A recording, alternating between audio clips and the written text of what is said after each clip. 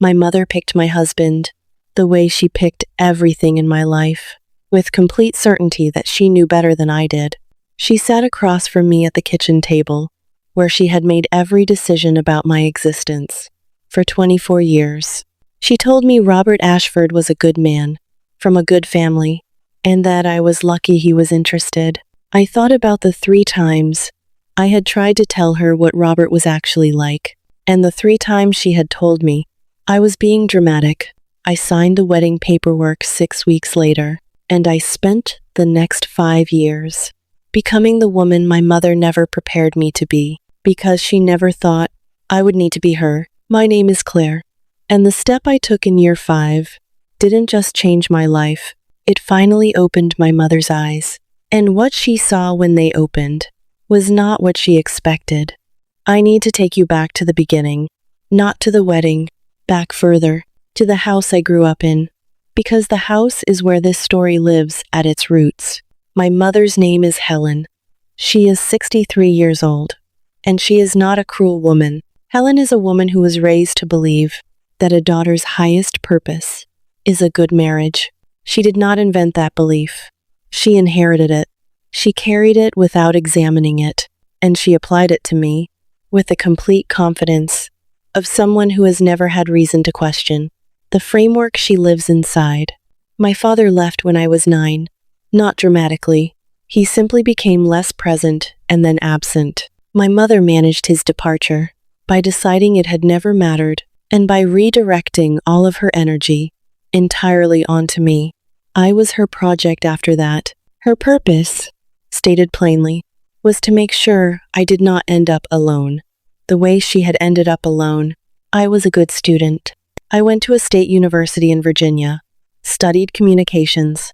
I graduated at 22, with a clearer sense of what I wanted from my life than my mother had ever encouraged me to develop. I wanted to work.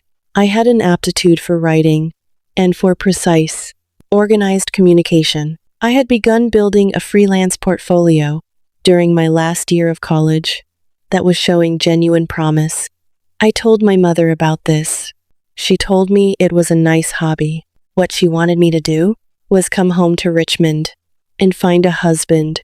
I went home because I didn't yet have the financial independence to do otherwise, and because I loved my mother, despite the specific exhaustion of her certainty.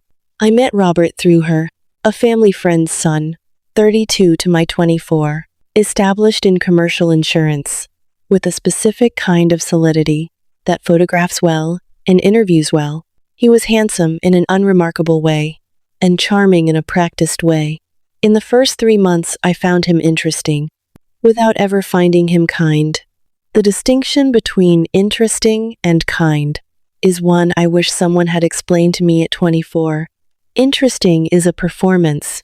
Kind is a choice made consistently over time. Robert was interesting. I did not understand until I was inside the marriage how completely he had replaced kindness with performance. I told my mother twice before the wedding that something felt wrong. She told me I was too sensitive. The second time was after Robert told me my freelance work was embarrassing, that a wife of his didn't need to work. I told my mother this word for word. She said Robert was right, that it looked a certain way. I married him at 24. I walked there having been told twice that the things I had seen were not what I thought they were. Robert had noticed that about me and found it useful. The first year was the version of Robert my mother had sold me, attentive and generous in public, privately demanding in ways that were subtle enough to be deniable. He had opinions about how I dressed, expressed through observations rather than commands. He had opinions about who I spent time with, expressed through quiet disappointment. He had opinions about the freelance work, which he had not been able to eliminate before the wedding, and which he systematically made more difficult after it. The Wi-Fi going down when I had deadlines, social obligations appearing on evenings. I had blocked for client work, the consistent wearing message that what I was doing was less important than whatever he needed. I kept working. This is the thing about me that Robert underestimated from the beginning. I kept working because the work was mine, and because somewhere underneath everything, my mother had built on top of me, there was a woman who understood that the portfolio was not a hobby. It was a foundation, and I kept laying it even when the conditions were difficult. The way you keep a plant alive in a dark room, by finding the small angles of light and positioning it carefully. Year 2, the behavior that had been subtle became less so, not violent. I want to be precise about this. What he was, with increasing confidence, was systematically diminishing. He criticized my work to the clients I mentioned. He told stories about me at dinner parties that positioned me as charming but limited. He managed our finances in ways that gave me access to spending money, but no visibility into the actual accounts. My financial picture of our marriage was always the picture he chose to show me. I told my mother in year 2. I was more specific this time. I gave her examples. I described patterns. I used the words I had learned from a therapist. I had started seeing privately, paid for, out of the small amounts I was earning from work Robert didn't know the full scale of. My mother listened, and then she said, "Claire, every marriage has adjustments. Robert provides for you. He is faithful. You have a beautiful home. You are asking for something that doesn't exist." I looked at my mother across the phone connection, and I thought, she genuinely believes this. She is not dismissing me to protect herself. She is dismissing me because she has never been taught that what I am describing has a name, and that the name matters, and that a woman is allowed to object to it. That was the last time I told my mother anything about my marriage. For 2 years. In those 2 years, I built something, quietly, carefully, in the spaces Robert hadn't fully closed off. The early mornings before he was awake, the lunch hours when I was supposedly running errands, the client work that had grown beyond what he understood it to be, because I had been careful not to let him understand it. By the middle of year 4, I had a freelance business that was generating real income, not Robert income, but enough to matter, enough to be the beginning of something. I also had a lawyer. Her name was Sandra Pierce. She had been recommended to me by my therapist. She specialized in exactly the kind of situation I was in. I met her twice in year 4, not to file anything, but to understand my position, to know what I had and what I would need, and what the process looked like if I decided to walk through it. Sandra told me something that I carry with me still. She said, "Claire, the most important thing you can do right now is document and build. Document what is happening, and build what you need to be independent. You don't have to decide anything yet. Just be ready." I was ready by the middle of year 5. The thing that moved me from ready to acting was not a single incident. It was a conversation at my mother's house on a Sunday in October. Robert and I were there for dinner. We had dinner at my mother's once a month, which was something I had held on to through everything. After dinner, my mother and I were in the kitchen. Robert was in the living room, and my mother said to me, very quietly, that she hoped I was appreciating what I had. She said a lot of women would be grateful for a man like Robert. She said she worried sometimes that I didn't understand how lucky I was. I looked at my mother in that kitchen, and something became very clear to me. Not anger, something more useful. Nothing I said in that kitchen was going to change what she believed. The only thing that was going to change it was something she could see with her own eyes, and I was the only person who could show it to her. Now I need to stop right here, because what I did in the 3 months after that Sunday dinner, and the way I made sure my mother was present to see it, is the part of this story that changed everything between us. If you haven't subscribed to US Story Nation yet, hit that button right now and ring the bell. I filed for divorce in January. Sandra had everything prepared. She had been holding the completed paperwork for 3 months, waiting for my word. I gave her my word on a Monday morning. She filed that afternoon. Robert was served at his office on a Wednesday, which I had chosen deliberately, because being served at work is often clarifying for men who have spent years believing they control the narrative. I was not at the office when he was served. I was at my mother's house. I had called her the previous Sunday and told her I needed to come over and talk about something important. She had heard something in my voice that she didn't recognize. She said, "Of course. Come for lunch." I arrived at noon. She made soup. We sat at the kitchen table, where she had made every decision about my existence for 24 years, and I told her I was filing for divorce. She started to speak. I asked her to let me finish.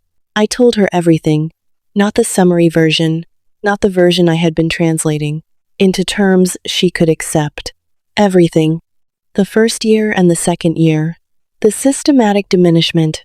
The finances I hadn't been allowed to see. The work I had built in the early mornings. The lawyer I had been seeing for a year. The way I had spent 5 years becoming the woman my mother had never prepared me to be. I brought a folder. Sandra had helped me prepare a clear summary of our financial situation, the accounts I hadn't known about, the income that had not been disclosed to me, the full picture of the marriage's financial structure. I put it on the table in front of my mother. I let her look at it. She was quiet for a long time. She looked at the papers. She looked at me. She looked at the papers again. And then she said something. I had not heard from her in 30 years of being her daughter. She said, "I didn't know." I told her I knew she didn't know. I told her I had tried to tell her, and that she hadn't been able to hear it, and that I didn't blame her for that, because she had been raised to believe things that made hearing it impossible. I told her that what I needed from her now was not an apology, though one was coming. I could see it forming on her face. What I needed was for her to understand that what she had seen as a good marriage and a lucky daughter had been something else entirely, and that her understanding of that was important to me, not because I needed her validation, but because she had other people in her life whose daughters she might one day advise, and I needed her to advise them differently. She cried. I held her hand. We sat at that table for 2 hours. The divorce proceedings took 7 months. Robert contested. Of course he contested. Robert was a man who contested everything that didn't go his way. Sandra was thorough. The financial documentation was complete. The outcome reflected the reality of the marriage, rather than the version Robert had preferred to present. I left that marriage with enough to build on, and with a freelance business that had been growing steadily for 2 years. I moved into an apartment in Richmond that I chose entirely by myself, which sounds like a small thing, and was not a small thing. I painted the walls a color my mother would have found impractical, and that I loved. I set up my desk by the window, where the light was best. I made coffee in the mornings, and I worked, and I built something that was entirely mine, in a way that nothing had been entirely mine. For 5 years, my mother and I talk every week now. The conversations are different from what they were, more honest, more real, occasionally uncomfortable, in the way that honest conversations between people who love each other and have hurt each other can be. She has said sorry in ways that are genuine, and that I have received without dismissing, because she deserves to have her genuine apology received.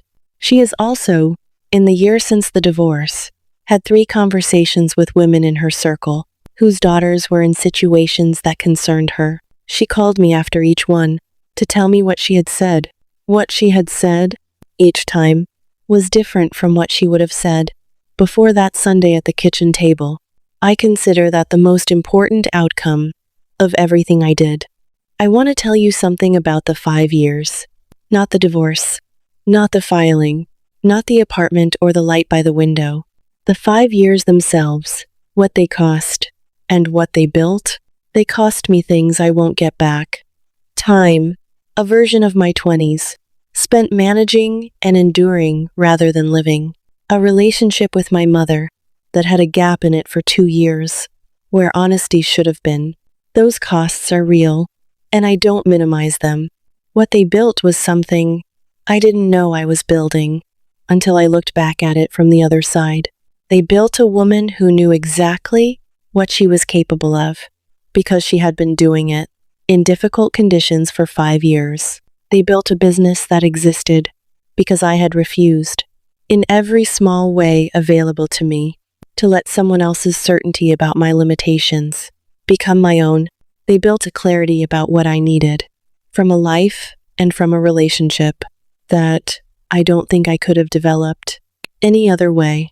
And they built the folder I put on my mother's kitchen table, which turned out to be the most important thing I ever put in front of her. My mother picked my husband because she believed a good marriage was a daughter's highest purpose, and that purpose was hers to secure. What she didn't know, what no one had ever taught her, was that a daughter's highest purpose is to become fully herself, and that no one can secure that for you. You have to build it yourself. In the early mornings, in the small spaces, in the years when nobody is watching, and the conditions are difficult. And you keep going anyway, because the foundation you are laying is the only foundation that will hold. I kept going, and it held. Tell me in the comments if you have ever built something quietly, in difficult conditions, that no one knew about until it was finished. Subscribe to US Story Nation for more stories. I'll see you in the next one.